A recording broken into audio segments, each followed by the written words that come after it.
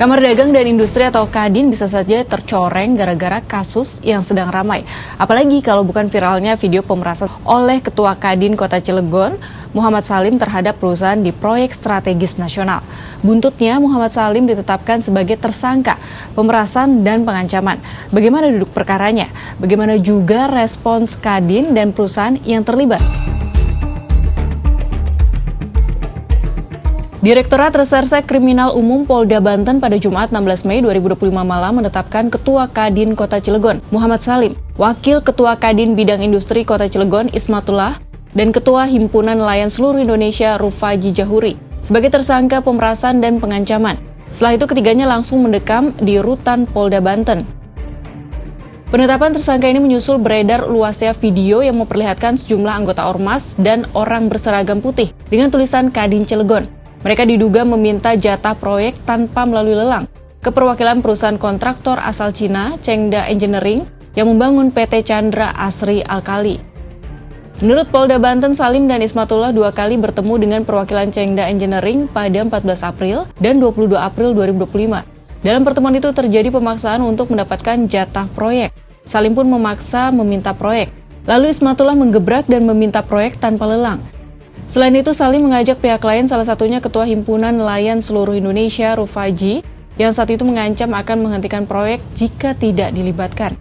Kehadiran massa juga untuk berunjuk rasa di proyek strategis nasional atau PSN itu. Ketiga tersangka dijerat dengan pasal 368 KUHP tentang pemerasan, pasal 335 tentang pengancaman atau pemaksaan dengan kekerasan, dan pasal 160 tentang penghasutan. Sanksi bagi pelanggar pasal ini berkisar antara 1 hingga 9 tahun. Sementara itu, Kadin juga menjatuhkan sanksi. Kita sudah melakukan langkah-langkah organisasi ya, dan tadi pagi kita juga udah undang dari Kadin Cilegon, Kadin Banten untuk mengambil informasi, dan secara mekanisme kita akan melakukan sanksi tentu dengan organisasi, tentu bekerjasama sesuai arahan dari Pak Todo, Pak Wamen, untuk bagaimana pola-pola yang harus dilakukan dengan Kadin, pola yang mitra untuk membantu meningkatkan pertumbuhan ekonomi. Yang tak kalah menarik ternyata pihak perusahaan yaitu PT Chandra Asri meminta maaf atas insiden ini.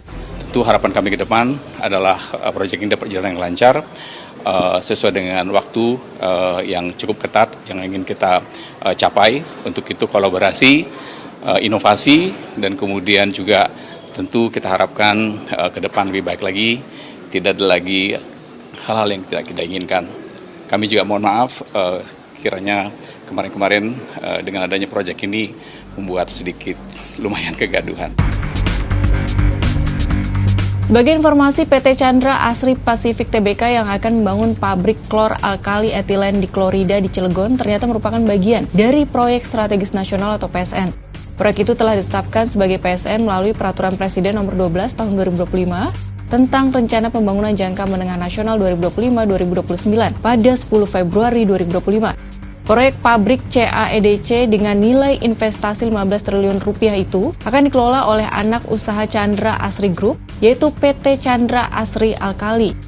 Menurut rencana, pabrik itu memiliki kapasitas produksi sebesar 400.000 ton per tahun untuk kaustik soda basah dan 500.000 ton per tahun untuk etilen di Klorida. Kaustik soda atau NaOH merupakan senyawa yang digunakan untuk kebutuhan industri seperti sabun dan deterjen, kertas, tekstil, keramik, hingga bahan untuk proses pemurnian alumina dan nikel. Proses pemurnian itu digunakan dalam komponen baterai kendaraan listrik. Sementara itu, etilen di Klorida ialah senyawa untuk bahan baku pembuatan polivinil klorida atau PVC yang digunakan di berbagai sektor konstruksi. Sahabat Kompas, dari insiden ini apa masih banyak premanisme yang menggerogoti industri? Apakah Satgas Percepatan Investasi bisa bekerja maksimal memberantas premanisme?